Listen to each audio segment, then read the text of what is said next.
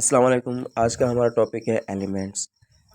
जैसे कि मैंने आपको पहले ही फर्स्ट लेक्चर में बताया था एटम्स के बारे में कि एटम्स जो होते हैं वो मैटर के अक़साम हैं, मैटर के किस्म हैं जो हमें तीन अक़साम में मिलते हैं, एक इलेक्ट्रॉन, प्रोटॉन और न्यूट्रॉन। ये एटम्स के छोटे छोटे पार्टिकल्स में डिवाइडेड होते हैं, जिसमें प्लाज्मा भी आ जाता है और न्यूट्रॉन्स भी आ जाते हैं। अच्छा, आज हम पढ़ रहे हैं एलिमेंट्स के बारे में। एलिमेंट्स क्या होते हैं? एलिमेंट्स जो होते हैं वो एटम के ही अक़साम होते हैं, जो एटम से बने हुए होते हैं। और एलिमेंट्स जो होते हैं वो सेम टाइप के एटॉमिक नंबर से बने हुए होते हैं, सेम टाइप्स के एटॉमिक नंबर से। इसको एलिमेंट्स को हम मज़ीद छोटे एटम्स में, छोटे ज़रों में तकसीम नहीं कर सकते, उनको हम आगे नहीं बढ़ा सकते। तो जो हमें इलेक्ट्रॉनिक और प्रोटॉन और न्यूट्रॉन्स जो गेन होते हैं या लूज़ होते हैं, इनमें हर एलिमेंट में वो डिफरेंट कंडीशंस में, डिफरेंट टाइप्स में मुयस्सर होते हैं। जैसा कि मैंने पहले ही आपको बताया था कि मिसाल के तौर हाइड्रोजन, कार्बन, ब्रोमीन, आयोडीन या फिर मर्क्यूरी वगैरह, ये सारे के सारे जो हैं वो एलिमेंट्स होते हैं। और इनमें जो मौजूद इलेक्ट्रॉन, प्रोटॉन और न्यूट्रॉन्स होते हैं, ये इनके वो एटम्स के छोटे पार्टिकल्स हैं जिनके ज़रिए ये हमें एटमॉस्फेयर में मिलते हैं या फिर कहीं मिनरल्स की सूरत में मिलते हैं। ये हमें इन तीन फॉर्म्स में मिलते हैं, सॉलिड स्टेट, लिक्विड स्टेट और गैसियस स्टेट में, जो एक मैटर के ही अक़साम होते हैं। इसी की तरह जैसे 118 एलिमेंट्स जितने भी हैं, 118 वो सारे के सारे नेचुरल एलिमेंट्स हैं। उनमें से कुछ जो हैं वो आर्टिफिशियल हैं।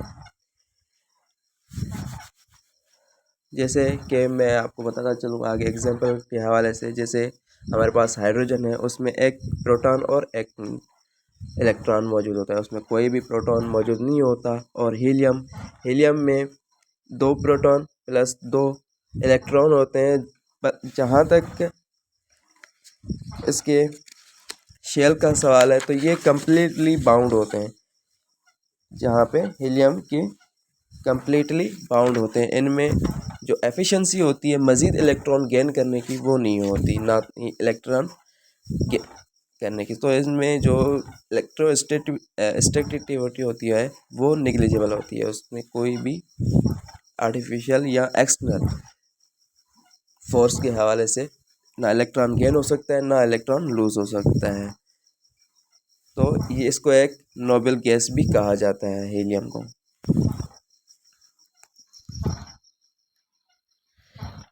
हालांकि हीलियम और हाइड्रोजन जब यूनिवर्सल लेवल पे आ जाए, तो सन को आप ले लो, एग्जांपल छोटा सा है सन, जिसमें हीलियम और हाइड्रोजन के हवाले से ये कहा जाता है कि हाइड्रोजन उसका फ्यूल होता है और हीलियम जो होती है वो एक बर्निंग कंपोनेंट होता है।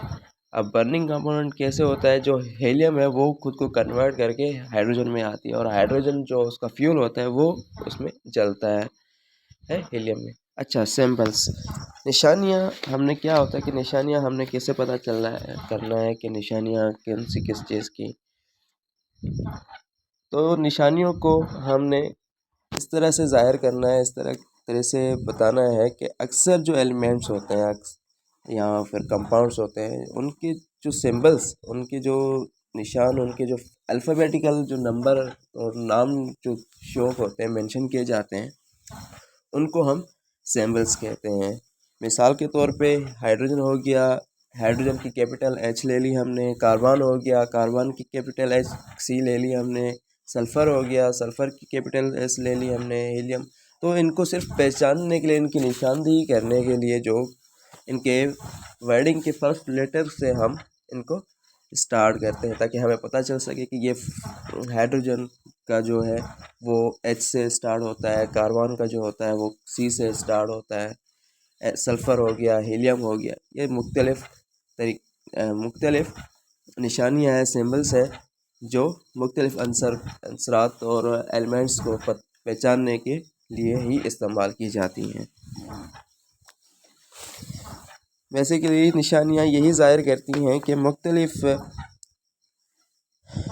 अंसरों की आसान तरीके से उनकी पहचान की जा सके। अच्छा, इसके बाद हमारा टॉपिक है वैलेंसी। अब वैलेंसी क्या होता है? वैलेंसी हम उसको कहते हैं कि किसी एक या एक से ज़्यादा मिलने वाले कंपाउंड्स या एलिमेंट्स में जो मौजूदा ताकत होती है उसको हम वैलेंसी कहते हैं। वैलेंसी जो न्यूक्लियस के बाहर जो शेल मौजूद होते हैं उनमें जो मौजूदा इलेक्ट्रॉन की तादाद होती है उनको वैलेंसी कहा जाता है। अच्छा, कुछ एलिमेंट्स जो एक एटम दे या फिर एक इलेक्ट्रॉन लूज़ करें, उसके जो इलेक्ट्रॉन गेनिंग और लूजिंग का जो प्रोसेस होता है उसको हम वैलेंसी कह सकते हैं। मिसाल के तौर पे आप पीरियोडिक टेबल को ले लो, जहाँ पर हाइड्रोजन का सिंपल सा एलिमेंट दिया हुआ है। एक हाइड्रोजन एटम है, उसका एटॉमिक नंबर 1 है, उसकी वैलेंसी 1+1 है। जहाँ पर हीलियम है, हीलियम की He और उसका एटमी नंबर 2 है, वहाँ पे वैलेंसी हीलियम की बिल्कुल 0 है। और लिथियम हो गया, लिथियम की 3 है, उसकी वैलेंसी 1 है, एटॉमिक नंबर उसका 3 है और वैलेंसी 1 है। जहाँ पर बेरिलियम हो गया, बेरिलियम की एटॉमिक नंबर जो है वो 4 है और उसकी जो वैलेंसी है वो भी 3 है। और दूसरा आ गया कार्बन आ गया।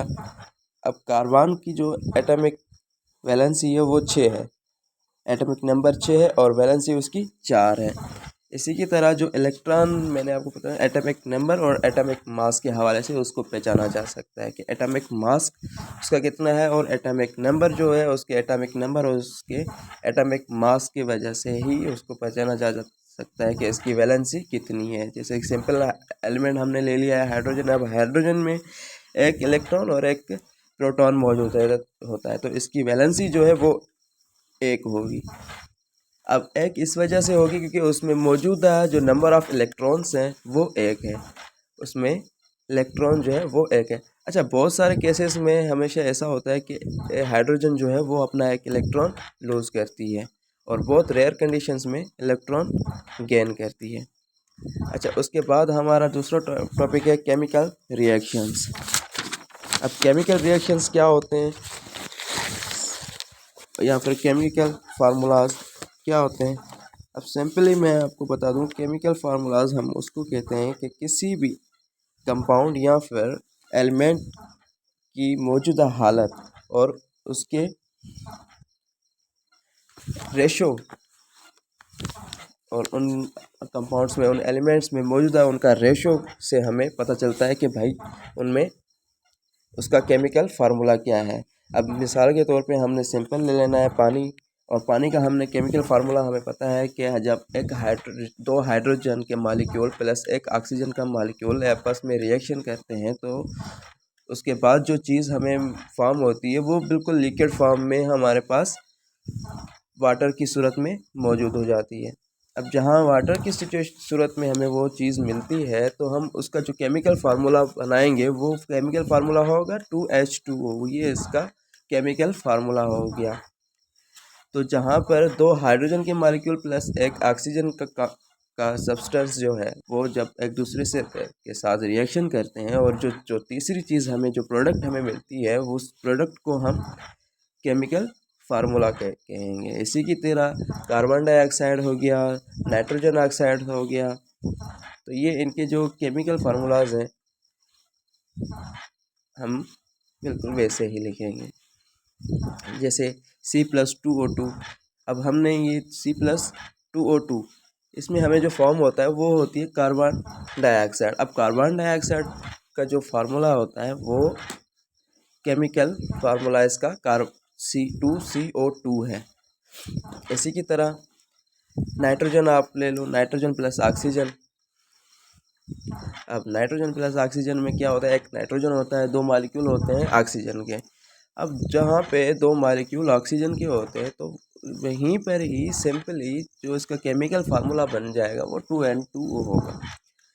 क्योंकि उसकी जो पहले ही मैंने आपको बताया कि केमिकल फार्मूला हम किस उसको कहते हैं जहाँ पर किसी भी कंपाउंड या किसी भी एलिमेंट में मौजूद एक दूसरे की रेशियो से मालूम होता है। अच्छा, कंपाउंड्स कंपाउंड्स क्या होते हैं?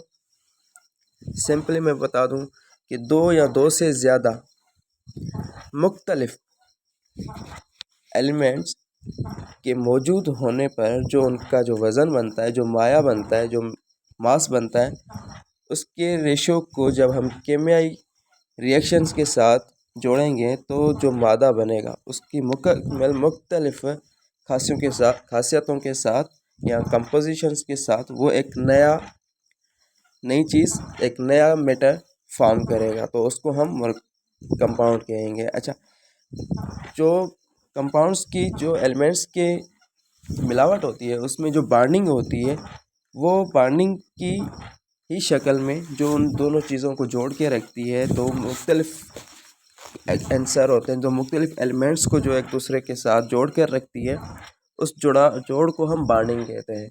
अब बाइंडिंग की जो 3 अक़साम होती हैं, एक आयोनिक बांड, दूसरा कोवेलेंट बांड, तीसरा कोएफिशिएंट कोवेलेंट बांड।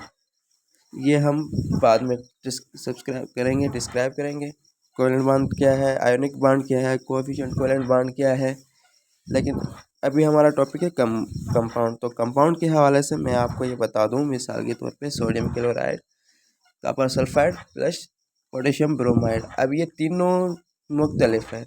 जैसे सोडियम क्लोराइड मुख्तलिफ एलिमेंट है, कंपाउंड है, कॉपर सल्फाइड मुख्तलिफ कंपाउंड है, पोटेशियम ब्रोमाइड ये मुख्तलिफ कंपाउंड है। तो यहाँ पे आप देख सकते हैं कि जो इनके बीच में जो जोड़ है, अब सोडियम क्लोराइड तो नॉर्मली हम जो घर में यूज़ करते हैं सॉल्ट वो होता है, लेकिन जहाँ पर इनकी जो जोड़ दे सकते हो आप कि एक दूसरे के साथ जुड़े हुए हैं दो मुख्तलिफ कंपाउंड, तो इसी जोड़ को जो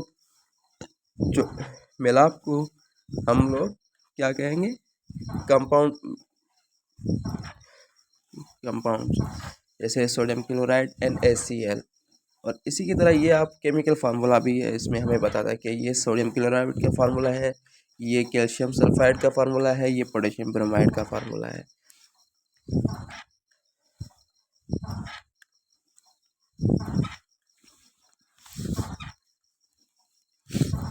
इसी की तरह हमारा नेक्स्ट टॉपिक है मिक्सचर। अब मिक्सचर में हमें क्या मिलता है? सॉल्यूट, सॉल्वेंट और सॉल्यूशन।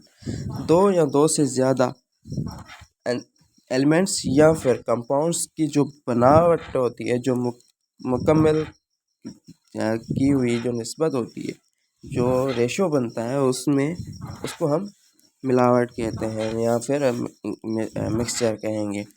अब मिक्सचर हमें 3-4 तरीकों के टाइप से मिलते हैं, जैसे कि फिल्ट्रेशन हो गया, एवापोरेशन हो गया, डिस्टिलेशन हो गया, क्रिस्टलाइजेशन हो गया। अब ये हमें कंसंट्रेशन में भी मिलता है, डाइल्यूट में भी मिलता है, और ये जब डिस्टिलेट होते हैं तो फिर एक टाइप्स का मिक्सचर बन जाता है।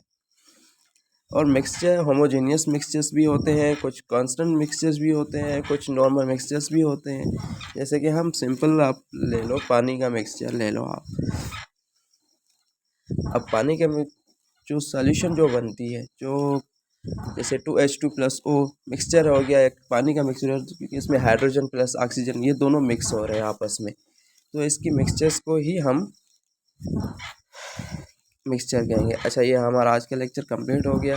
इंशाल्लाह ताला दूसरा लेक्चर कल अपलोड होगा, और हमारे मज़ीद वीडियोस देखने के लिए इस पेज को लाइक करें, सब्सक्राइब करें, और दुआओं में याद रखें।